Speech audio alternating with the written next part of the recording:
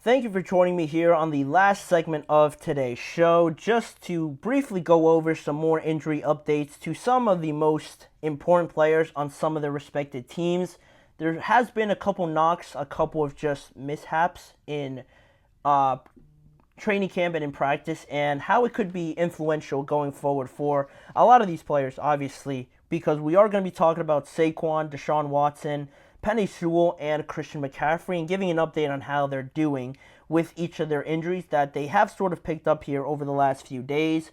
Starting with the Lions tackle Penei Sewell, obviously one of the best in the NFL at his position, and one of the more significant players in terms of allowing the Lions to play the way that they want to play, right? He is one of the leaders, one of the prominent figures of their offense because their offensive line is great, but once you take him away, their offensive line obviously gets lessened and they're not able to run the ball as much as they want to, and they're not able to have as much time passing it, obviously, right? Because of the loss of Penei Sewell. But it was a little bit scary when he exited Wednesday's practice early, and he was being evaluated initially for a foot injury, it seemed like, but examiners, went through it a little bit more. He left practice. He walked gingerly back to the facility before today. There was further reports that it wasn't quite such a foot injury, but rather an ankle injury. But everybody feels that Penei Sewell has escaped serious injury and that he won't be out for too long. There's no question about whether he's going to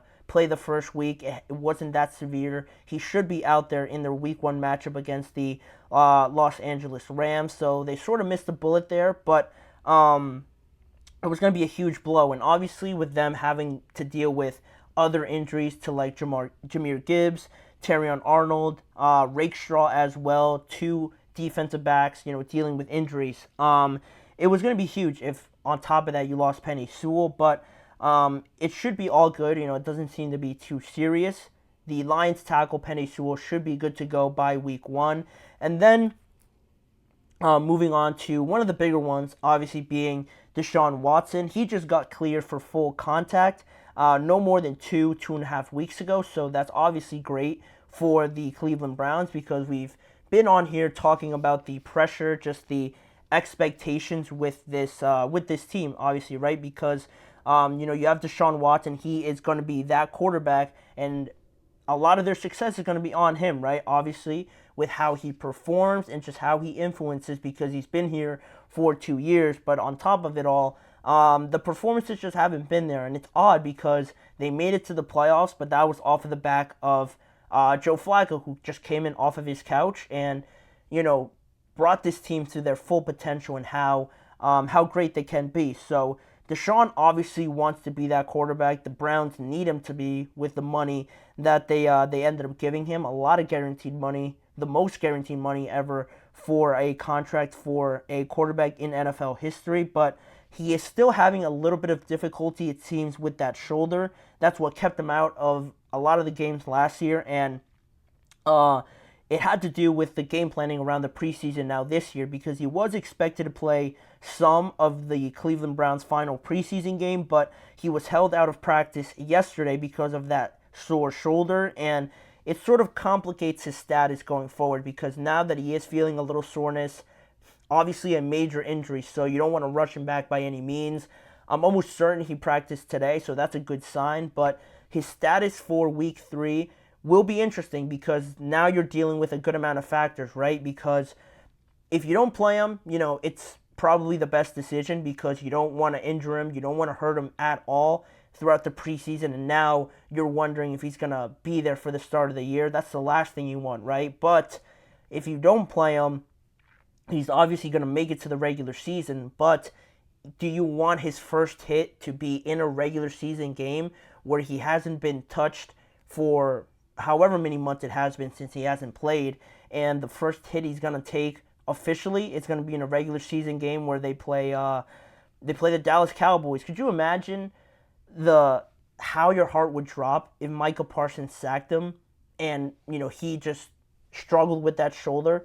That's the worst case scenario, obviously, in that sense. So there's a lot of things, a lot of factors you have to deal with here, and it's going to be interesting how they deal with it going forward. I'll honestly be pretty surprised if they decide to play Deshaun Watson over the weekend, but I'll understand either decision, whether or not they decide to do that or not. But it seems like no one knows when or how quickly he'll be 100%. He is practicing, but how much confidence do the coaches, do the trainers have that Deshaun, this isn't just going to pop up yet again, right? Because obviously the amount of throws that a quarterback makes in a season and just how it is to his throwing shoulder, I'm almost certain that it is.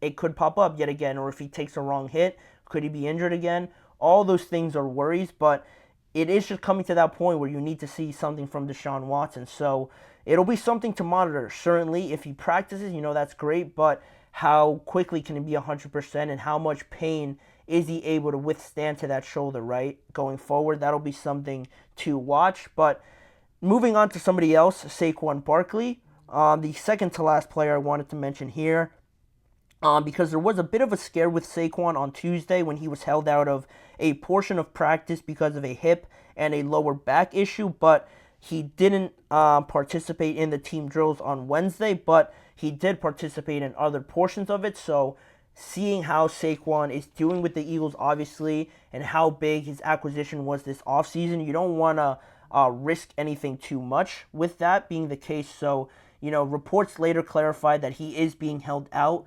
of some of the practices just to kind of load manage him, for a lack of better terms. So it's not really because so much of the injury and that he is dealing with that. It's more so that the Eagles are being overly protective of him, right? Because this offense is loaded. This offense is just, it was funny seeing Jahan Dotson.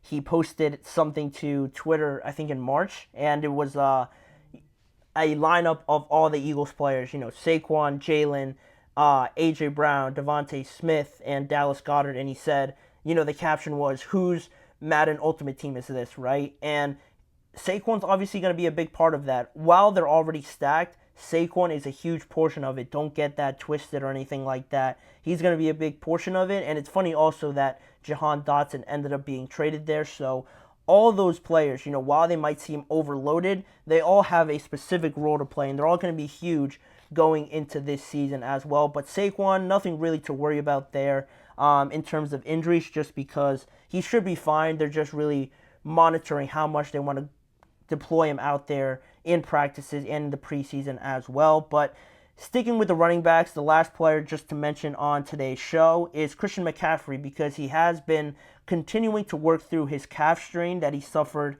a few weeks ago now. And Kyle Shanahan said that a couple weeks ago that he should be fine for week 1 as well. But for right now, they asked him for any updates on him, and he said that Christian McCaffrey has pretty much been obsessed with, getting back, rehabbing, and everything like that.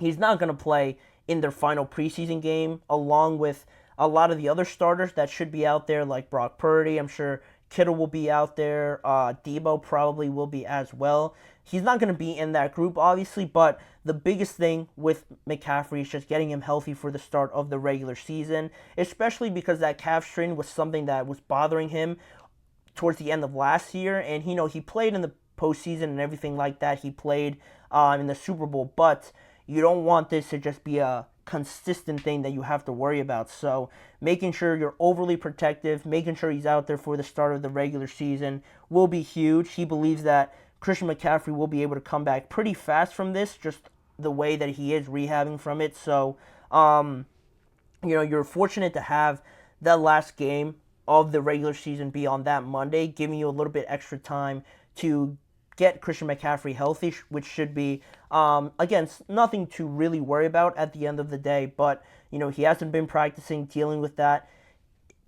Honestly, it is a little worrying that it still continues to be a problem, but if they're feeling confident about it, if he should be there for week 1, you can only hope for the best. And if Christian McCaffrey's feeling great and rehabbing it, you just have to have confidence in that guy, obviously being the best running back in the NFL, especially after last year. And the 49ers are definitely going to need him. They're going to need him out there for sure. Against the New York Jets, nonetheless, a very good team, or penciled to be a good team in 2024. But that's it for the injury updates. Those are some of the biggest players that are dealing with a couple knocks here or there, but that is also the end of today's show. That'll be it for the GSMC Chip Shot Football Podcast. Thank you again for joining me on today's show.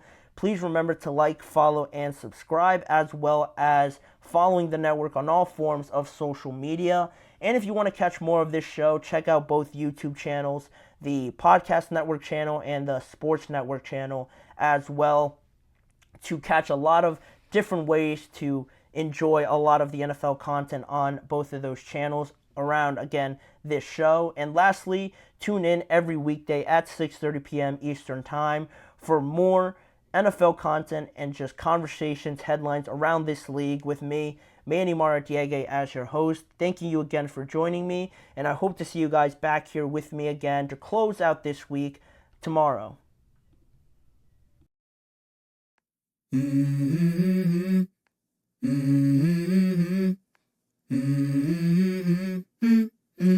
Let's go.